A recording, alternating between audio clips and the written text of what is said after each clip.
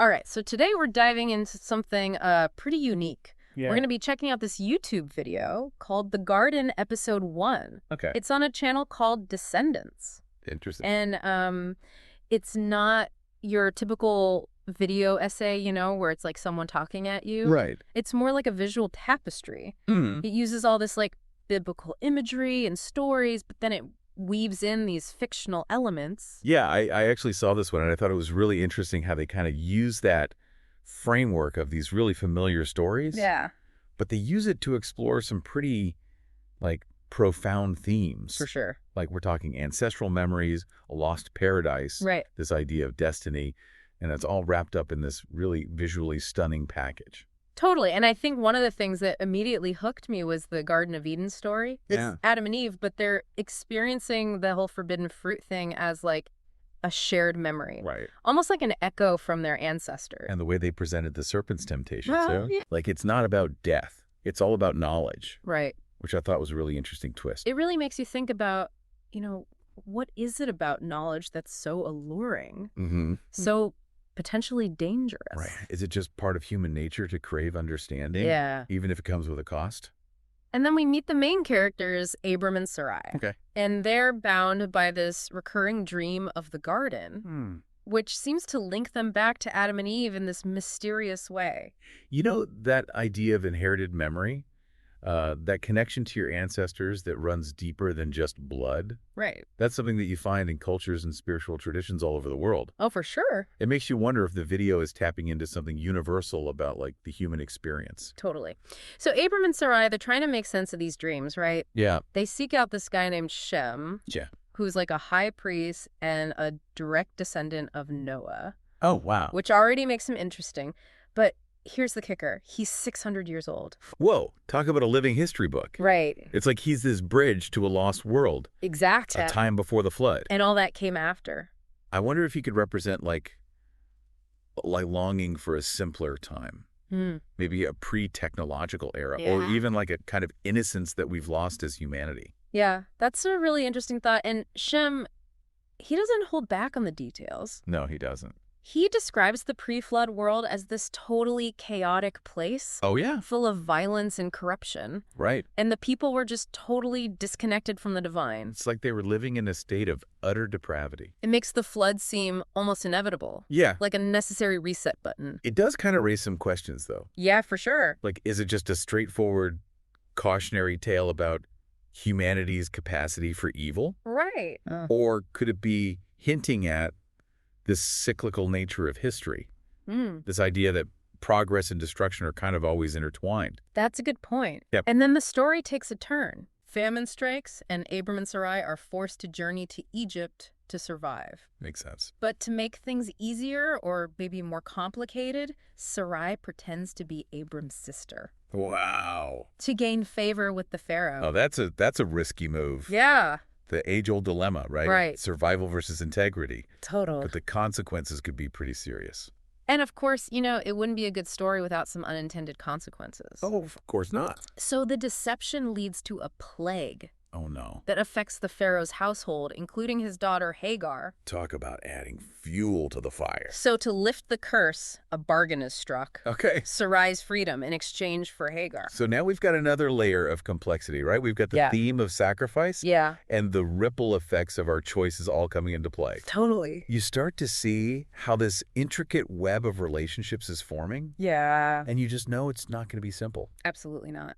And then, boom, we're Yeah. thrust into a battle between kings. Oh, what? Abram's nephew Lot gets captured. Oh, no. And this leads to Abram leading this daring rescue mission, He's a brave guy. showing his bravery and leadership. But it also highlights that cycle of violence that seems to always be there. Yeah, Like, it's linked to the pursuit of power. right, Even when he's rescuing his family, he's participating in this bloodshed. right. It makes you think that breaking free from that cycle is a lot harder than it seems. Totally. And after all that action, the story shifts to something way more personal. Okay. Abram longs for an heir, a son, to carry on his legacy. Right. He even has these visions of a massive lineage, a sacred dynasty that will come from him. Okay. But there's a problem. What's that? Sarah can't have children. Oh. So it leads them to this difficult decision Which is... to take Hagar as a concubine. Yeah, that was a pretty common practice back then. But it also adds all these layers of complexity to the family dynamics. Yep. And the birth of Ishmael brings joy, but it also makes that yearning for a son from Sarah's line even stronger. Absolutely. The son who would inherit the covenant. Right. And that longing eventually gets fulfilled. Okay. But not without some serious drama. Oh, boy. So the birth of Isaac is a miracle. It is. But soon after, Abram faces this absolutely heart-wrenching test of faith. Oh, gosh, I can't even imagine. Right? What would you do if you were commanded to sacrifice your own son, I don't even know. the child you've waited a lifetime for? That's heavy stuff. It's a pivotal moment in the story, for sure. Oh, yeah. Like loaded with emotional weight. For sure. It really makes you question things like faith, obedience, the very nature of sacrifice. It does. It makes you wonder, what would you do in that situation? Yeah, what would I do? What would any of us do? I know it's like almost too much to even think about. Right. The journey to Mount Moriah, Yeah. building the altar, Isaac's willingness to go through with it. It's intense. So intense, so emotionally charged. And then, right when you think like the worst is going to happen, Right. you get that divine intervention. Yeah. A ram appears. Out of nowhere. Yeah. Sent as a substitute. For Isaac. Yeah. Yeah. It's a powerful moment. Oh, yeah. Like sometimes the greatest sacrifices are the ones that we're willing to make, Yeah. but ultimately we're spared from actually having to do it. Talk about an emotional roller coaster. Right. Phew. But, even with that relief, life goes on. It does. And with it comes sorrow. Yeah. The video doesn't shy away from that. No, it doesn't. Sarah's death hits Abram hard. Yeah. And us as viewers, too.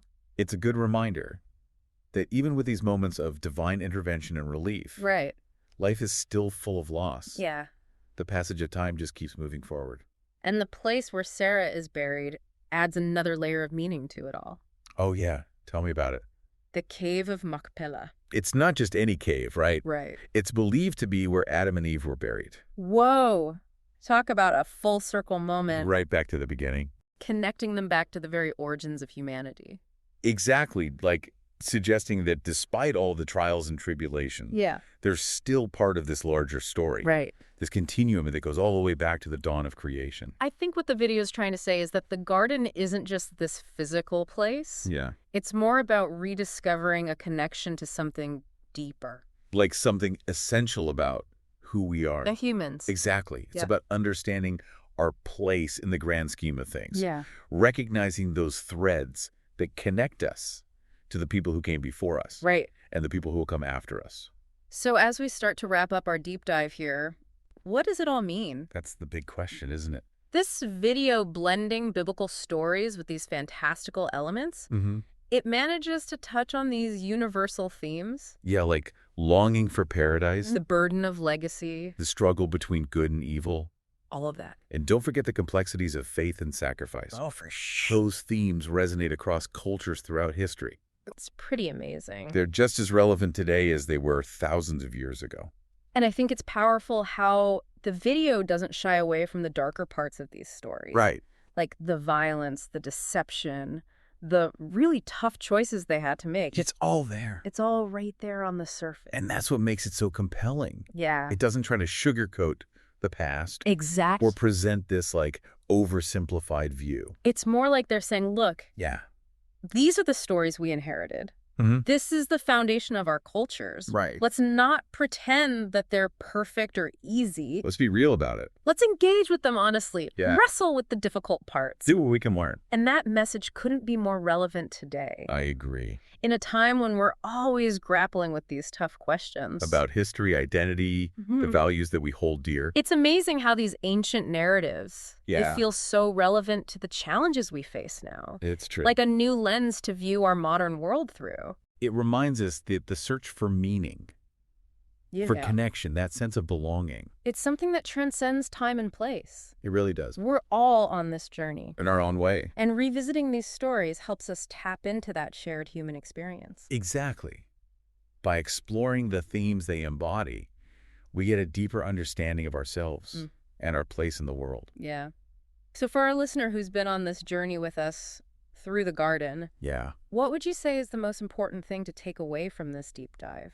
I think it's that invitation to keep questioning, Yeah. keep exploring, keep searching for that personal connection. To these stories and the truths they hold. It's a beautiful thing. That's a great way to put it. Because the garden isn't just a place from the past. It's more than that. Right. It's a symbol of something that I think we all yearn for. Yeah. Harmony, peace, connection. And that path back to that state of grace. It might not be easy. No, it's not. But the journey itself is full of insights and transformative experiences. Makes you think, huh? It does. What gardens are we searching for in our own lives? Oh, that's a good question. You know, what are those things that represent Yeah. that harmony, that peace, that connection, For each of us. right? For each of us. It's different for everyone. And what sacrifices might we need to make? Right. Not in like a literal Yeah. biblical sense. Not like sacrificing a ram. No, but in our everyday lives. Right. Like in our choices and our actions. To move closer to those gardens? Exactly. It's a lot to think about. It is. And I think the video, it offers us these glimpses, these clues. Yeah. But ultimately, it leaves it up to us to find our own answers. I think that's the beauty of it. It is. It invites us to think for ourselves, To draw our own conclusions. to find our own meaning. Right, within the layers of the story. Exactly. And speaking of finding meaning, this whole idea of sacrifice really stuck with me. Mhm. It's not just about those big dramatic sacrifices like with Abraham and Isaac. Yeah. It's also about the smaller, everyday sacrifices Right. we make in our relationships, in our jobs, even in our beliefs. Absolutely. Like, think about all the things we give up, Yeah. the compromises we make, Right. the things we choose to put first. It's all a form of sacrifice in a way. It is. And it's Yeah. fascinating how the video connects those personal sacrifices Right. to this larger idea of a quest for paradise. So if anyone listening is now intrigued by this whole garden concept, I hope so. I highly recommend checking out the video. Yeah, you won't regret it. It's visually beautiful, really emotionally evocative, For sure. and I guarantee it'll spark some interesting conversations. Absolutely. Maybe even with yourself. Exactly. Some deep introspection. Who knows, this deep dive might even inspire us to explore other episodes from this channel. Yeah, I'm down for that. Or maybe delve into some similar themes in future deep dives. Always up for a good exploration. Thanks for joining me on this journey today. It's been a pleasure. Until next time, happy exploring, everyone. Stay curious.